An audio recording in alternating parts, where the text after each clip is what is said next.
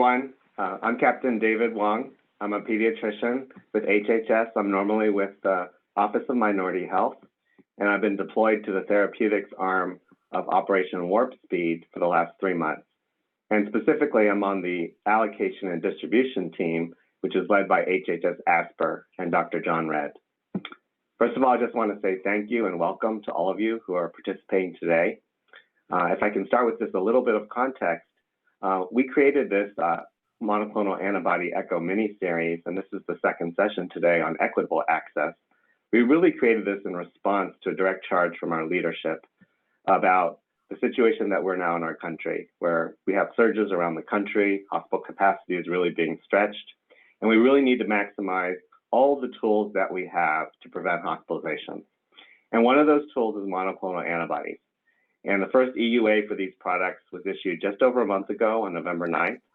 And we know that as product has been getting out into the different settings, that there are different outpatient providers that all can step up and can potentially administer these monoclonal antibodies to really help reduce hospital surge. And so with this series, our goal is really to make sure that you have all the knowledge, the resources, and the peer learning. And that's really the secret sauce of these series, is that we've assembled a team of folks here from different settings to help you understand how this can be done in different ways. And so the specific topic today is equitable access. And it's very timely because we actually made a change this week with how we're allocating and distributing the monoclonal antibodies to the communities. So for the first 4 weeks, the antibodies for the most part were distributed through the state health offices. And they would be given an allocation on a weekly basis based on the 7-day incident cases and 7-day incident hospitalizations. And then once the states received their share of that pie, then they would distribute to facilities within their jurisdiction. And we didn't have too much visibility on that here at HHS. What we've learned over the last 4 weeks is that some states have been able to figure out all the different nodes beyond hospital systems that are able and willing to administer these antibodies. But others are still finding it hard to find out which one of those places are able to give it. And so we launched a program this week called SPEED, and that's all in capital letters, SPEED. It stands for Special Projects for Equitable and Efficient Distribution. And the idea is this is a separate parallel distribution stream for the monoclonal antibodies to really help states to find those different nodes outside of hospital systems that are able to do this. And we're prioritizing for this first week and for the next coming weeks, 4 different populations that we feel really can benefit from the monoclonal antibodies. And those are nursing homes, federally qualified health centers, correctional facilities, and dialysis centers. And so on our panel today with our speakers, we have representation from all of those different sectors. And so with that context, I'll hand it over to Bruce, who'll be co-moderating this session. Thank you very much. Thank you, David, and welcome everyone to this Outpatient Therapeutics mini-series. As David said, I'll be helping moderate the session along with my colleague, Dr. Christian Ramers, who's the Chief Medical Officer at Family Health Centers of San Diego. But first, I'm just going to go over a few logistic reminders. All right. So we really want to get your questions and comments. So if you can please share those with us back here. If you can share your questions and comments in the Q&A feature along the bottom right of the Zoom toolbar, we will be, our great panelists will be trying to answer as many of those as they can real time. And we'll try to get to a few of those questions if we can verbally. Also, if anyone has any technical or logistic issues, please note those in the chat function and we'll be moderating or monitoring that. We are recording this session and your attendance is consent to be recorded. Thank you in advance for that. Today's presentation should be available through the email announcement you received, and we'll be posting that to the HHS ASPR Clinical Rounds Outpatient Therapeutics website, and we'll share a link to that website, which will have an archive of all the recordings and presentations for this mini-series. Also, there will be CME and continuing professional development credits through the University of New Mexico, where Project ECHO is based. We'll put a link in the chat about 15 minutes before the end of today's session. You'll have 48 hours to complete the CME survey and you'll get instant credit. That link should also be in the announcement that went out this morning. Just as a reminder, these learning sessions are focused on improving patient care and health systems and supporting clinicians. Let's keep them apolitical and non-commercial. Thank you for that.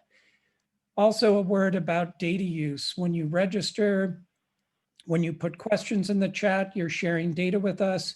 We just want to ensure you that we take data stewardship very seriously and all the data is de-identified that is shared with HHS ASPR.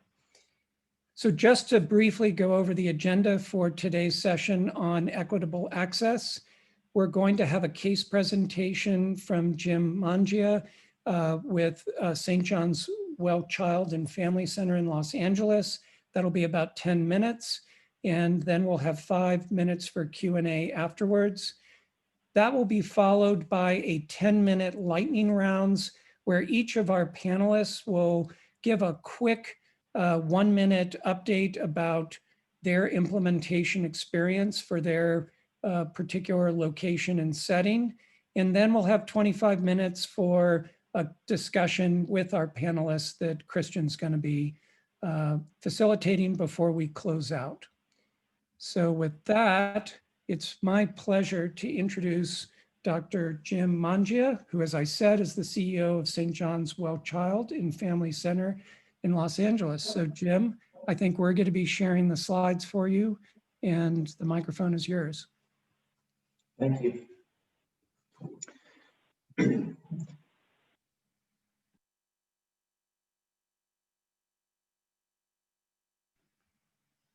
Amanda, if we can go ahead and thank you. Okay, we can go to the next slide.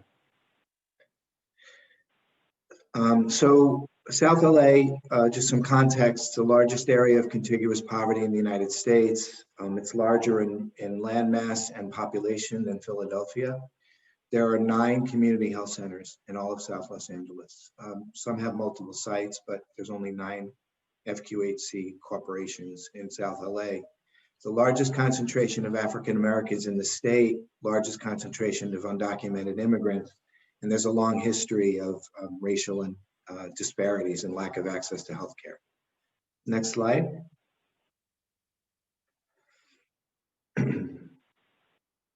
So St. John's is the largest health provider in South LA. We were founded in 1964 in response to the lack of healthcare in South LA, which is part of what gave rise to the Watts riots. We have 18 health center sites, 3 mobiles. We serve 100,000 patients a year, about 450,000 visits.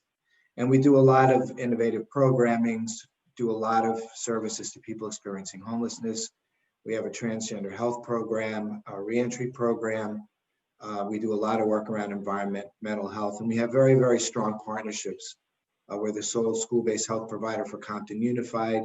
We operate 6 school-based health centers in LA, Unified. A lot of partnerships with churches and so on. Next slide. So we really moved early in the pandemic to respond, because there was no testing happening in South LA. Most of the test swabs from the commercial labs were being sent to the areas of Los Angeles County with the highest insurance rates and payouts. So South LA literally couldn't get test swabs. We established a new relationship with a local lab, and we started testing at the end of March. From very early on, we saw very high positivity rates. And South LA is essentially the epicenter of the COVID pandemic in California. Low-wage workers, frontline workers, factory workers, garment workers, a lot of folks getting infected and then taking it home and infecting their families. We erected 28 isolation testing tents at all of our sites. We developed, rigorous screening protocols, and we're testing now as many as 700 to 800 people a day. And we developed a command center to provide telehealth in order to monitor patients. So if they were positive, we could keep a check on their symptoms. And if they got sicker, we can get them into the hospital. So obviously, the monoclonal antibody infusion allows us to intervene in a better way, in a much more significant way. Next step, next slide. So this is on the northern edge of South LA is where we started it. On the 8th, we did a dry run. We had our first patient on the 9th. On the 10th, we had 2 patients. And then on the 14th, 12. We have capacity to 18 a day. And then we're going to open 2 additional sites. One on the 21st, that might be pushed back a little bit. And then one right after the new year. Next. So, setting up is important. Obviously these are people who are infected, so you don't want to mix them with the general population.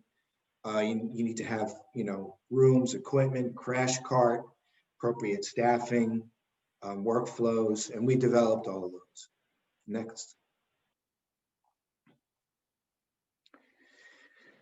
So basically you need 2 rooms for infusion.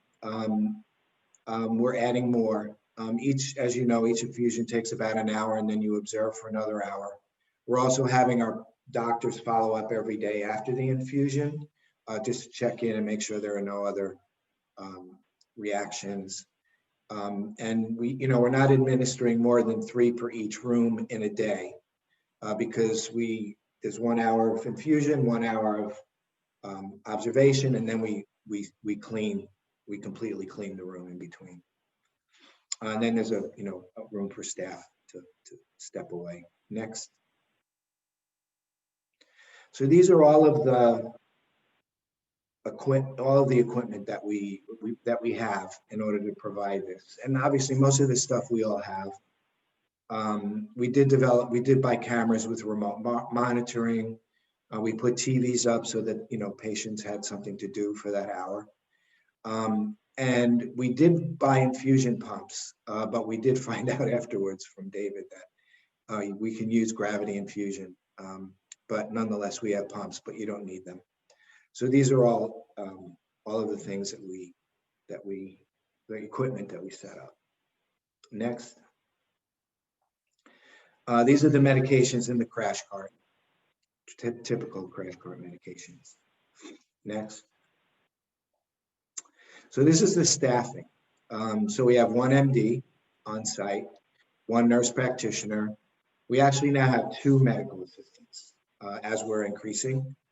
And then we have a benefits counselor, which, if folks need to be enrolled into insurance, particularly given we have a large number of undocumented, uninsured folks, there's a state program that they can be enrolled in that allows them to get complete COVID treatment and access. And then obviously there's the cleaning crews to clean up after each infusion. There's a pharmacy director who's supervising.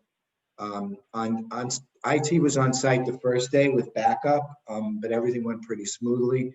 We're giving every patient a remote patient monitoring device. We received a grant from the FCC. And so we're using that as well to monitor patients afterward.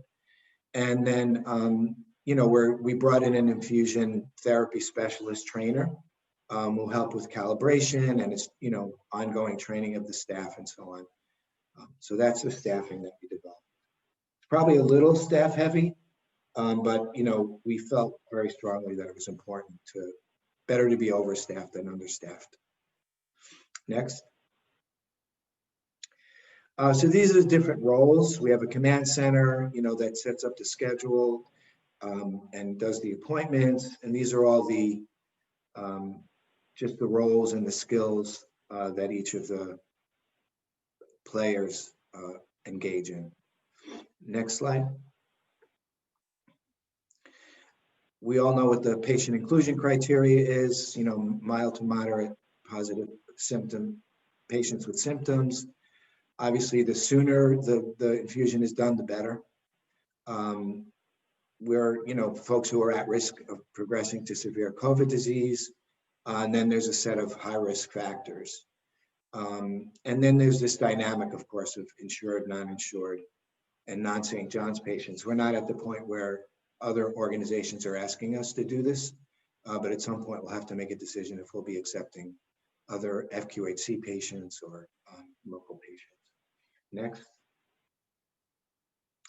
So this is the criteria. I think we all, again, high risk, older than 55, and if they're, obese, 12 to 17, or have any cogenic, acquired or chronic diseases.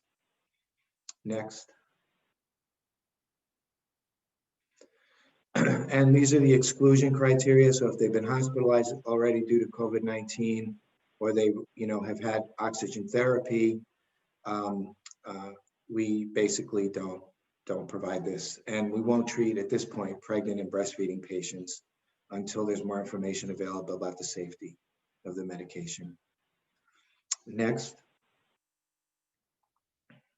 So this is kind of the workflow, and I'm not going to go through obviously all this, but I just thought it would be helpful for folks to see it. We have security guards involved. We have, there's just a lot, there's a lot of walkie-talkie interaction as patients arrive. So it's a pretty efficient but complicated workflow.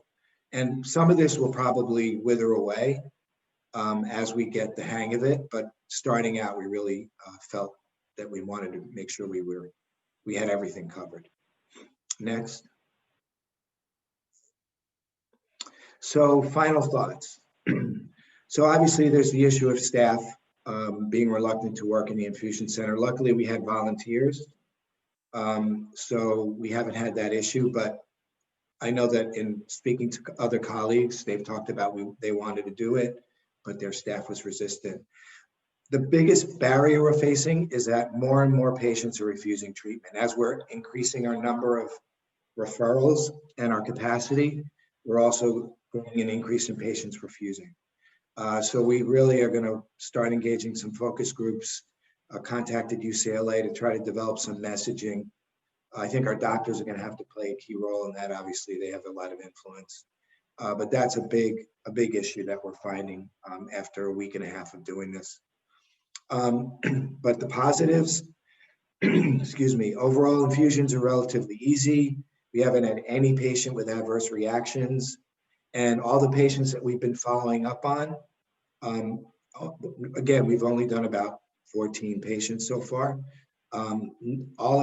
One said they felt the same, but they didn't feel worse, and all the rest said they felt better. So, and then obviously it builds capacity for other needed services that FQHCs can provide, because there's a lot of need for infusion therapy that can be done outpatient. So I think that's another positive of this. So thank you. That's my presentation. Jim, thank you for that great presentation. That was super practical and really insightful. First question is, what advice do you have for FQHC providers who are trying to convince their administrative leadership to administer monoclonal antibodies?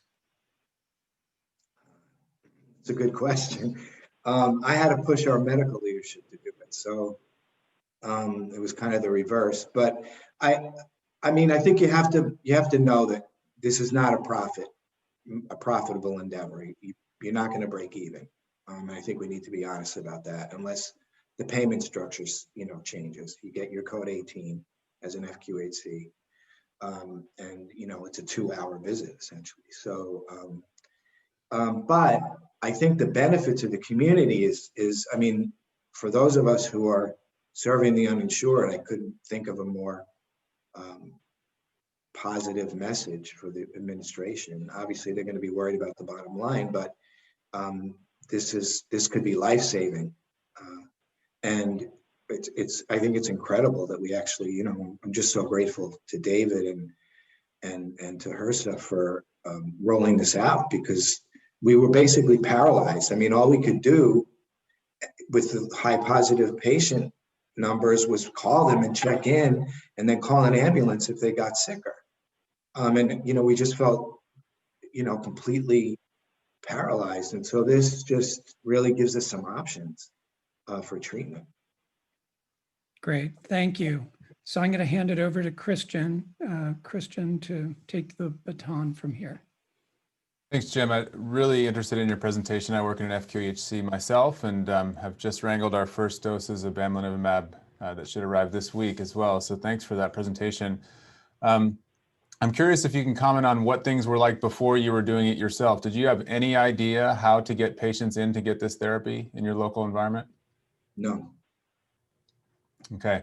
And if you could walk us through, you said you're doing maybe up to 600, 700 tests a day. Based on your positivity rate, that probably is giving you around 80, 90 positives per day. And could you just walk us through that triage process with the long list of criteria? It's a little complicated with diabetes and age and BMI and other comorbidities. How do you triage who goes first and who gets that spot? I think that so we start with age, and then I think the severity of the chronic disease is as analyzed by the providers. So it's the providers obviously make the ultimate decision on who gets referred. Initially, it was we were speaking to pay. It's not difficult though, because a lot of patients refuse. So we're not getting to capacity yet. I think once we're at capacity, then we'll have to do more triage. But I think it's, the doctors are making those decisions. And it's based on the severity index, age first, then severity index, and then if they're young, based on their BMI. And so we know this is a therapy that is best given very early. Have you had any trouble with testing turnaround time and getting people within that 10-day window? No, we did have some periods throughout the pandemic. We've had somewhat longer wait times for the test results. We're getting them within 24 hours. And then, the big issue is increasing the providers in the command center to make those calls to the positive patients.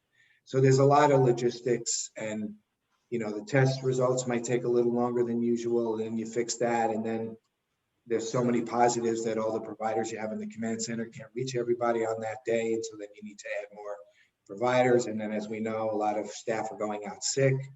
We have a huge amount of folks being infected with COVID, not in the clinic, but in their lives. And so there's just, as we're all balancing all of that. And a question came in from Sean Philpott Jones here about an FQHC, and I'm glad you touched on this on your slides, but really, is this considered within scope for an FQHC, and are you covered by your FTCA insurance? Yes, it is considered in scope. I actually had a conversation with our program officer today, and she was very excited about it, and it is covered under FTCA, yes. Okay. Did you have to hire additional staff that were comfortable doing IV infusions? Because that's not typically something that's done in an FQHC. We did hire an RN that was familiar with doing infusions, but mostly no, we just redirected current staff. Okay. We brought in a consultant to do training. So we did do training with the staff. Great. Another question from Eric McDonald about what are the reasons that patients are turning down the infusions? Is it the time, don't think they need it, or are they just scared of it? They're afraid of it. They don't know enough about it. Actually, to be honest, the most effective argument so far has been, this is what they treated President Trump with, and how quickly he recovered. So we've been saying that, and that's been actually helping. But mostly people don't know what it is. They don't, and we're doing a lot of work on the vaccine as well, and starting to reach out, and we're getting a lot of pushback back on that as well, particularly from the Black community. So we're very worried, and we need to develop stronger communication strategies up front. I think what we're learning from this is we probably could have done a better job of developing our communication strategies earlier on. I mean, obviously we're a week and a half into it, but we didn't think about that. But it is helping us think, oh my God, we better make sure we have these communication strategies fine-tuned and ready to go before the vaccination process happens, because it's kind of a similar dynamic. People are really afraid. They haven't heard of it. There's all the politicization of the vaccine fight, I think has people really frightened in general. I'm going to sneak in one or two more questions before we get to our lightning round. The first is I really appreciate the economics here. As an FQHC, a 2-hour visit is just going to kill you. We're supposed to be seeing 3 patients per hour. But I wonder if you're able to attach several other visits related to the process, like a triage visit, calling the patient and talking to them about the infusion. And then you said every day afterwards, you're having those billable visits? Yeah, so because we can do telehealth and we can bill PPS for telehealth, there is the initial assessment visit when we call them to let them know they're positive, and that's a telehealth visit. And then the follow-up for the first week is every day, and then it goes to every 2 days. So yeah, most of those are billable. So, but I think it's still, we haven't done this, and we'll know better in a couple more weeks, but our CFO is raising alarms about the loss. Got it. And yet you're still doing it. So thank you so much for presenting. If you could just take a look at the Q&A, there's quite a few more questions that maybe you can address in written form. We're going to move on to our lightning round. We have a great panel, really diverse panel from academic centers, nursing homes, corrections, veterans homes, home infusion, and even dialysis centers. So I want to get very quickly to all of our guests. I'm going to first just introduce them one by one as we go, and just ask them to give kind of a 1 to 2 minute elevator speech, and then we'll get to the Q&A. So first up is Colleen Malashok, who's a pharmacist and the clinical pharmacy manager for acute care services and remote pharmacy services for Nebraska Medicine. Colleen? Hi, so Nebraska Medicine is an 800-bed academic medical center in Omaha, Nebraska. We have 3 infusion centers, and beginning November 23rd, we devoted one of those exclusively to monoclonal antibody therapy. As part of that, we were asked by our local health department to reach out to our FQHCs and try to figure out a way to get their patients into our infusion center. And then recently, we developed a process where they're going to be using rapid tests at One World, who's our partner FQHC, so that they can identify the patients within 30 minutes that they're COVID positive if they're high-risk patients, and then ask them to come right over to the infusion center, which is about 6.5 miles away, to receive the infusion. Because we found that with our initial process, we were delaying up to 48 hours to get the patient therapy by the time we got the test results, and then called them and got it scheduled and arranged. And so I think this will allow us to infuse quite a few more patients. We're hoping for 6 a day as we move forward with this new process. Great, thank you, Colleen. I like the collaborative spirit between academics and FQHCs. I neglected to do one step, which is to do a polling question. If we could get that up, Amanda.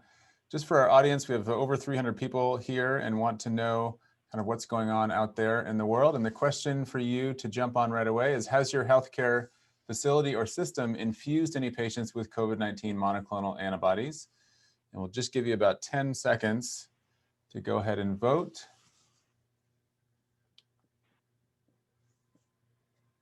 And why don't we close and broadcast? We've reached 50%. Okay, so most of you have not. Great. So we have the right audience testing the waters out and just thinking about how to implement this. Thank you so much, Amanda. Okay, we're going to move on to our next panelist. Nina O'Connor is the Chief of Hospice and Palliative Care for the University of Pennsylvania Health System and CMO at Penn Medicine at home. And she's going to talk about nursing home and home infusion integration. Great, thank you so much. So I am the clinical lead for the Penn Temple Regional Response Health Collaborative, which is a program through the Pennsylvania Department of Health, where we're partnered with a little over 300 long-term care facilities in southeastern Pennsylvania. And so we are working with HHS and piloting administration of the monoclonal antibodies in different types of long-term care settings. And the way our model works is the facility introduces the treatment to the patient, reviews it, goes over the EUA. We have a one-pager that makes it easy for them to do that if they're less familiar with the treatment. And we have Penn physicians who can back up questions. And then the facility sends over an order to our home infusion company, which compounds the medication. And then we've put together a pool of nurses. Some of them are from home infusion, some of them are from acute care, some of them are hired specifically for this, who can go out into the facility and do the infusion. And so we've been up and running for 2 weeks, and we've done 92 infusions in 13 different long-term care facilities. We're going to have a capacity of about 20 to 30 infusions per day. And really, staffing is the biggest constraint in terms of capacity. So now we're working with the Pennsylvania Department of Health on some different models. For example, setting up an infusion clinic in the dining room or the rec room of the long-term care facility to be able to use a 2-to-1 or 3-to-1 nursing ratio. So I think long-term care is a terrific place to do this. Obviously, a very underserved population. Some of the challenges we've run into are the patients often can't consent themselves, so we're working through proxy consent. In addition, some of the patients decline very quickly between being identified for the infusion and the infusion itself.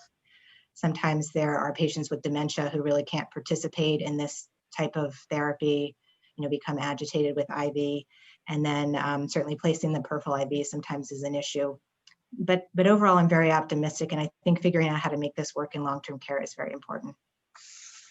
Great. Appreciate the comment of people declining before before you can even get the infusion in. So need to be ready for that. Okay, we'll go to Raj Mahajan next. He's the with Chicago Internal Medicine Practice and Research, and also a clinical associate professor of medicine at University of Illinois, Chicago. And he'll tell us about nursing home staff administering monoclonals. Absolutely. Thank you. Again, Raj Mahajan, internist geriatrician out here in Chicago. Private practice and work in facilities, both in hospitals and nursing home, 15 physician, 8 APCs. And again, the moment we heard from David that there is availability for nursing homes, there was hope. And the biggest challenge was we have people who are deciding not to go to the hospital, and that what do we give them? Because remdesivir is exclusively in hospital use. There was some conversation. So when we heard this could be done in nursing home, was great. So the biggest challenges I want to mention that we had to overcome was the fact that it needs to be shipped to a pharmacy, which is generally off-site, and there could be a 24-hour delay from acceptance to or arrival to get the medicine. And then the staffing. I know there's been a work on infusion centers going to nursing homes, but I think there's a formula of how we can do it with a good partnership between the nurses and our APCs. And that's what we've done. We've done our nurse practitioner to really collaborate with the nursing staff. And we've been doing anywhere between 2 to 5 a day since Saturday when we received the shipment. And that's what our story is. Great. Thank you so much, Raj. We have 2 more speakers addressing veterans homes and assisted living. Let's go to John Peters next. He's been with Yountville Veterans Home since 2016 and has a longstanding career serving veterans. He's going to talk about using state veterans homes for infusions. John? Well, I think all the states have veterans homes run by the states. We have 8 here in California. And at Yountville, we have the largest. We've got 400 independent living people, and we've got 300 nursing home patients. And we segregate our people who test positive on what we call proactive testing in what we call a COVID care unit. And we are interested in starting the infusions for our symptomatic patients, but we haven't done so yet. We've just received a few doses from our local county health officer in Napa. And we have written a protocol for treating our patients in the COVID care unit, is what we call it. And I think we're going to start very soon. The hurdles are that, this is it's not a hospital. We don't have a crash cart. We'd have to call EMS in case of a serious reaction. But I think we can treat the usual sorts of reactions that are consistent of rigors and so forth with humanized monoclonal antibodies. So I think we're going to get underway, and we're very excited to begin treatments. John, let me ask you a quick follow-up question. Who have you reached out to for help you write your protocols and get started? Coming to this conference today it was one thought, but I just basically went to the handouts that come with the antibodies, and and also went to our local infusion center for cancer patient treatments and so forth, and asked our local physician who runs that what we would need to have on hand. So he's given me a list of the meds that we need to have on hand to treat infusion reactions, and I think we can take care of things, except for a very severe anaphylactic reaction, where I think we can activate EMS and get someone there quickly. Great. Thank you, John. Speaking of infusion providers, Greg Lopresti is going to be next. He's the CEO of Upstate Home Care, an independent home infusion provider, and I'll talk about home infusion and assisted living facilities. Thank you. I'm happy to be here and happy to represent the National Home Infusion Association, Stand Up Home Infusion Therapy. We have 3 to 4 dozen either direct contracts with nursing homes or through other long-term care pharmacies. Obviously, the issue is most of the times we're a pharmacy-only vendor to the nursing home, but obviously they have a capacity issue where they don't have the staffing to provide the nursing that is required here. So either we're going to be going in doing the nursing ourselves, or we'll act more as administrative support, like giving them administrative guidance, how to set up a treatment center, much like we have within our own ambulatory infusion suites. We feel like we can cycle more patients through if we can operate those infusion centers within the nursing homes. So we're just now getting going with that. We also have a contract with New York State Department of Corrections, which we're trying to get this therapy into their hands as well. So this is all in process as we speak. Thank you. Thank you, Greg. Just one follow-up question for you. Is it different working with assisted living versus long-term care versus corrections? Well, with the Department of Corrections, we ship the meds and they have their own nursing staff that will provide this therapy. With the assisted living and long-term care, most of the times, it is a little bit different where we will go in and train the trainer, so to speak. In this case, we're going to have to kind of do this together. Great. And then a question to you as well as to John and other people in assisted living facilities. A question came in from Rick Hunt about, you said you don't have a crash cart on site. What has been the discussion with local EMS? Have you started that conversation yet? I can tell you our nurses carry an anaphylaxis kit with them. Either we have the patients obtain a script for pre-medication or an EpiPen and such. Yeah, we haven't started the conversation with our EMS, but we are going to have EpiPens available as well. And so we can do the first things that are necessary. Okay. Great. Let's move on to Captain Michael Long. I don't think he has video, but Captain Long is an officer in the U.S. Public Health Service and stationed in the Federal Bureau of Prisons and has been an integral part of rolling out monoclonals in prison settings. Captain Long? Hello. Yeah, so for the real quick background, Federal Bureau of Prisons, we have about 98 locations in 38 states. We divide it into 6 regions, and I'll get back to that in a second. Within our institutions, we divide them into different care levels based upon acuity, and that acuity is based upon our staffing levels. So we have care levels 1 through 4. Care level 4 includes our nursing care centers as well as our dialysis and oncology units. Care level 3s are a little bit less acute, and then 2s and 1s are healthier as we go down. With our bamlanivimab, we pre-positioned it at, we initially rolled it out to our care level 3s and 4s with pre-positioning. We put together, we did ship our main supply to our centralized pharmacy. We had them put kits together for our care level 2 institutions.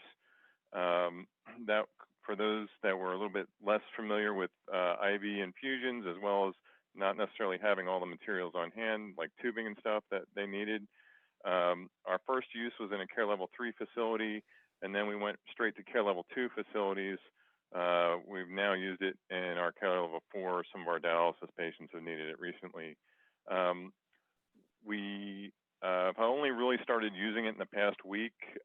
We've done six institutions with 36 patients. However, 17 have been in the past 2 days.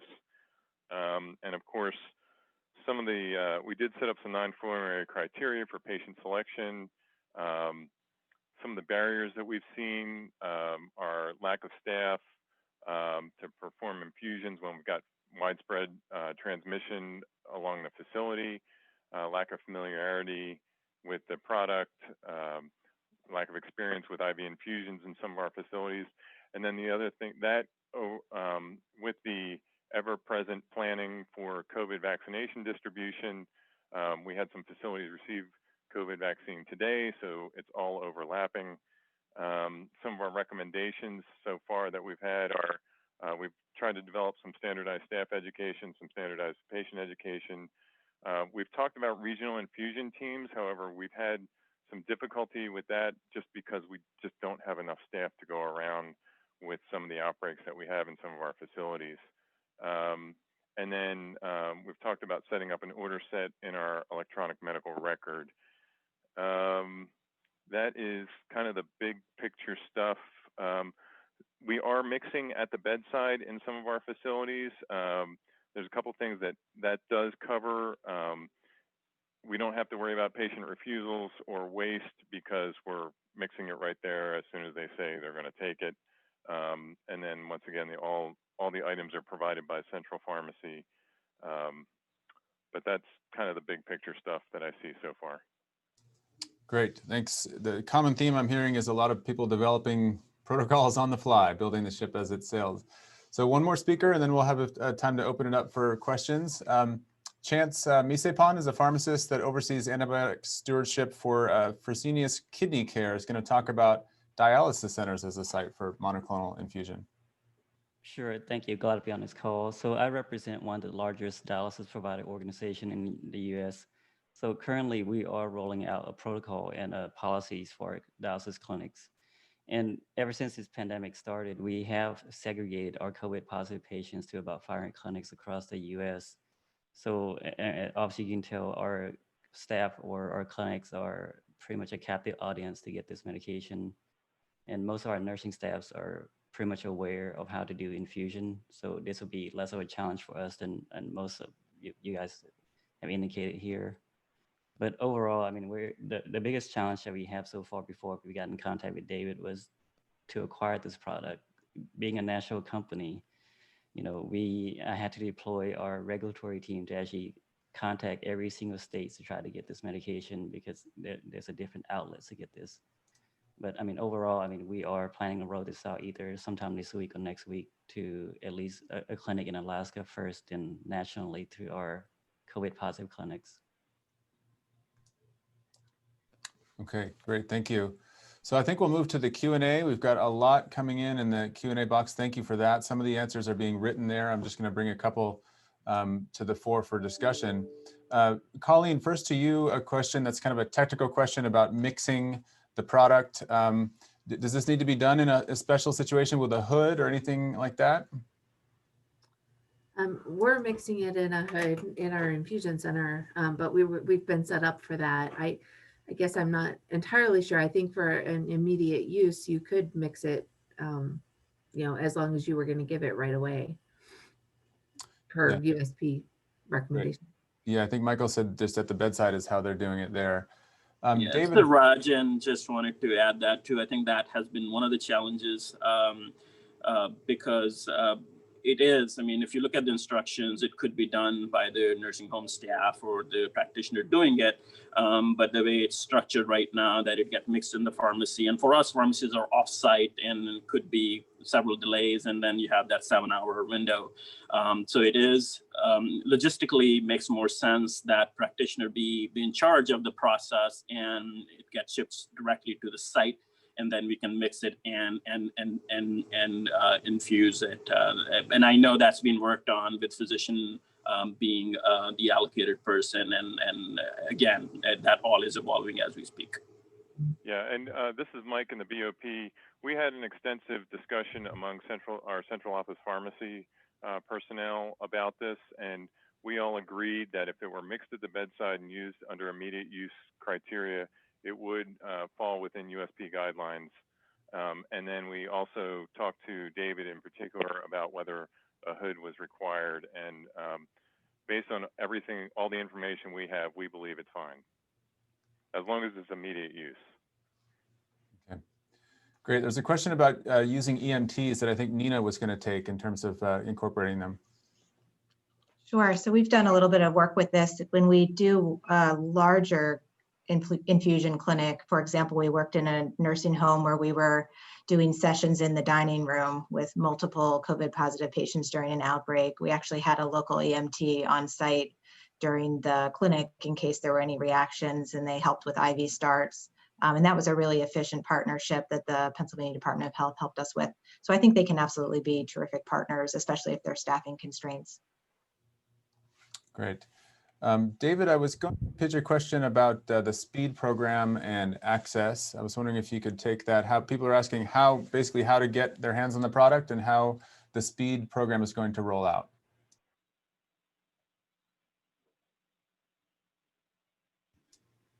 David, we're not hearing you. Sorry about that. Yes, with the SPEED program, we just launched a couple days ago, so we're still kind of learning exactly how we're going to move forward. But the focus of SPEED is really to help states to allocate product to non-hospital systems that might be willing and able to administer the product, and they're serving priority populations. And our first week's launch is really focused on long-term care. And so we have 2 pilots that launched this week. One is with home infusion providers that will go into long-term care, to SNFs and to assisted living facilities. And they'll provide not just the drug, but they'll also be able to provide a nurse to administer the medication. That's very critical for a lot of these staffing shortage issues at nursing homes. And then our second long-term care pilot is for long-term care pharmacies that serve nursing homes. And we're working with the American Society of Consultant Pharmacists to identify those long-term care pharmacies that would like a direct allocation of product. And then essentially it's pre-positioned so that when any of those nursing homes that those long-term care pharmacies serve have a case or an outbreak, they have product that can quickly get there to serve the needs. And if you fit into those groups, we certainly can work with those associations. The National Home Infusion Association is working with us on that first SPEED program. And we've been finding that the partner associations are very helpful for us because they have this great relationship with the members and even non-members who are in the industry. And they can help to educate them in terms of what's needed. They can anticipate any kinds of questions that really need to be ironed out before the rollout. And then they're able to give us a spreadsheet of providers that are interested. And I can tell you for this first week, all the providers that raise their hand from home infusion as well as long-term care pharmacies, we're getting product to them. Small amounts in some cases. We want all of them to have access to it. We don't want access to the product to be the barrier for priority populations. And we want to do the same thing with federally qualified health centers, correctional facilities, and dialysis centers, but those SPEED programs are not launched yet. Thanks, David. A quick question for Chance just about dialysis. The question from Donna Orgeron, are the monoclonals dialyzable? And if so, how far apart does the patient have to wait between dialysis sessions? So our current protocol right now is to wait until the end of the dialysis session and do it an hour after, then an hour monitoring afterward. So right now, I looked at the data and, there wasn't clear evidence to say like it will stick to a membrane or not. So we were following the manufacturer's protocol, which you can find when they publish their data that they suggest dialyzing or using the medication at the end of dialysis. Great. I want to ask kind of a general question to any of you that want to jump in. There's really a lot of collaboration that has to happen here. And, this is really, I hate to use the word, it's overused, but this is unprecedented. This is uncharted territory where we're having to reach across silos and work with people we may not necessarily very frequently work with. I'm wondering if any of you have had some challenges working with, across different domains and whether you've been able to overcome those challenges. Raj? Yeah, so, it's very interesting. One of the things I didn't mention is that in nursing facilities, obviously there is the operational leadership and then your clinical leadership, and there's different ownership structure. And then there are attending physicians, and one of the attending physicians that was in charge of the second resident that we thought was eligible just quoted, "Oh, it's not FDA approved, it's only emergency use." And this is, again, the physician who is using all kinds of non-approved, and things like that on top of the, just when the diagnosis is made. So I think physician outreach, practitioner outreach, especially in nursing home long-term care setting, is very important. And I know that David and his team have done a lot of outreach to the stakeholders, community, both nursing and physician. But definitely, from the initial presenter, the question is, most of these are businesses, right? So they're looking for, if it's going to be a losing proposition from get-go, and then on top of that, you have a bunch of employees who probably are going to be exposed to a virus, and this is still, vaccinations are in, and we have some status there with the immunity status for the workers, but so the business piece of it, I think it'll be good to address, where is there enough dollars associated with people who decide to do that. We all jumped in because that's the only thing we have right now to give people actual neutralizing or treatment. Everything else is just vitamins and things like that. So that is the biggest thing, where we want to make sure that the business aspect of it is also addressed. Great. And maybe to Colleen, it sounded to me like, the FQHCs that you said you've been working with had to make the decision, are they going to do it themselves, or are they going to bring you in? Can you tell us about that discussion?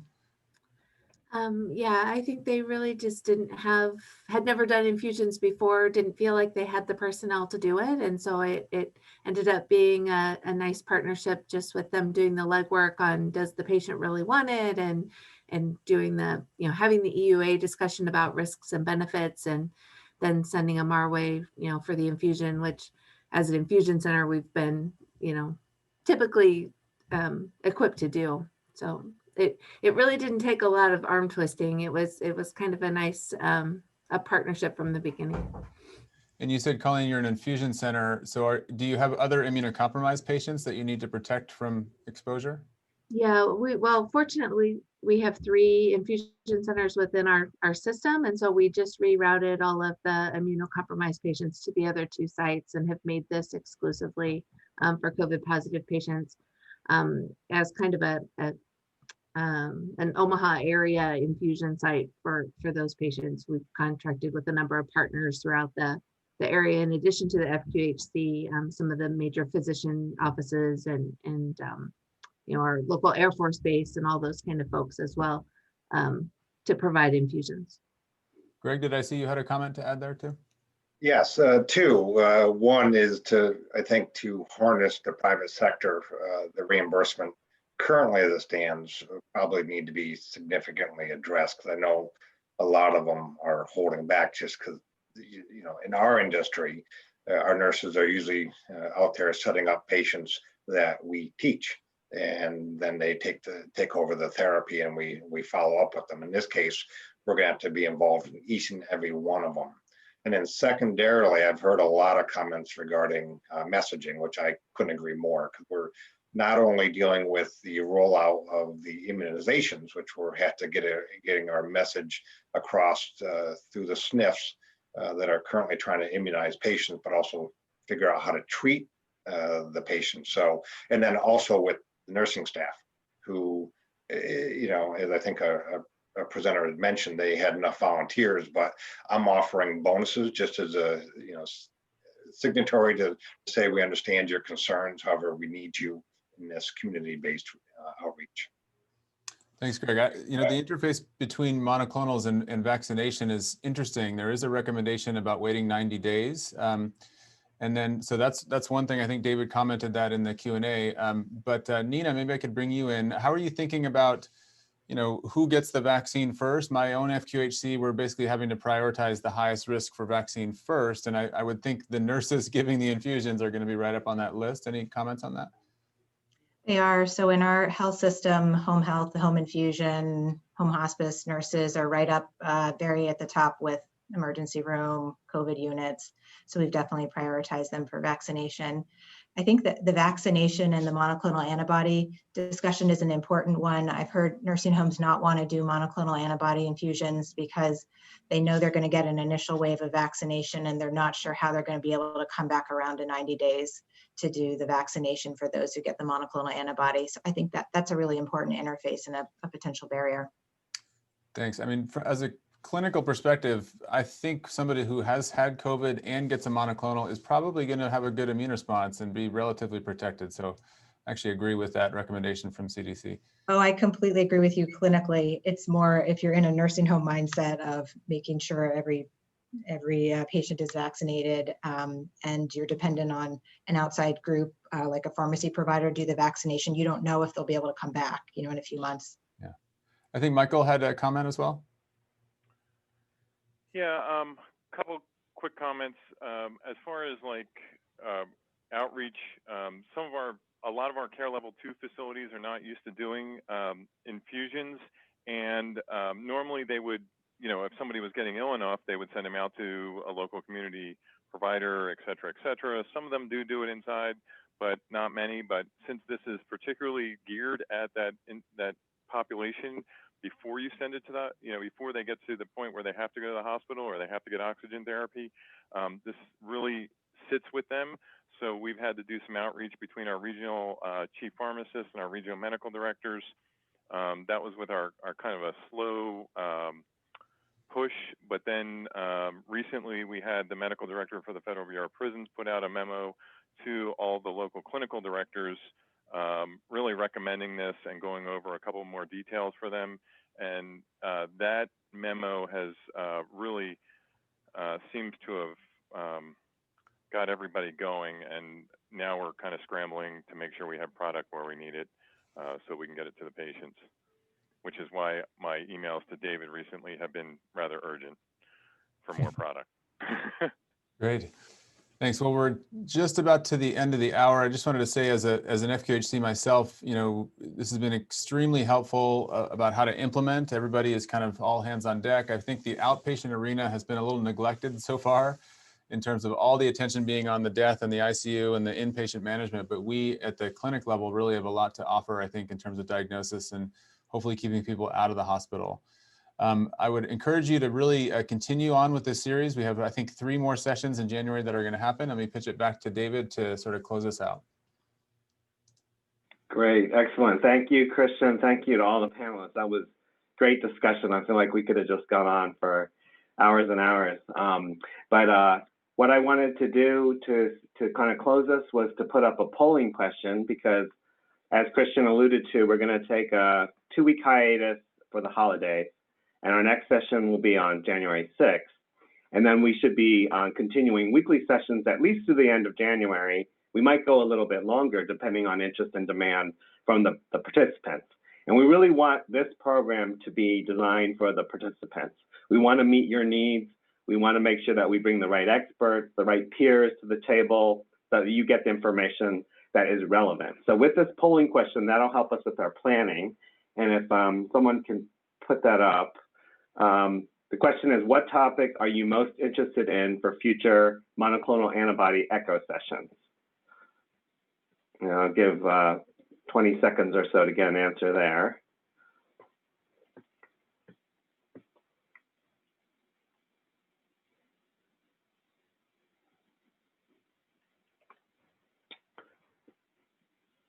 Okay, maybe close it now and see what we got. Okay, so a lot on vaccine and monoclonal antibodies. I know that's a real hot button issue now because of the launch. And there are some questions too, I know that were in the chat related to this, and they're not questions that I personally was able to answer, but what I'm gonna do and what we plan to do for all of our future sessions is to get the questions that were not answered, funnel them to the right experts for answers, and then later, maybe a week or so, we'll post the fully answered Q&A to the ECHO website. So if you attended past sessions, you can go back and see if there were additional questions that were answered later. We want to provide that as a service to the community. So again, thank you for everyone's participation today, and thank you to all our panelists and speakers. I'll pitch it back to Bruce just for final words.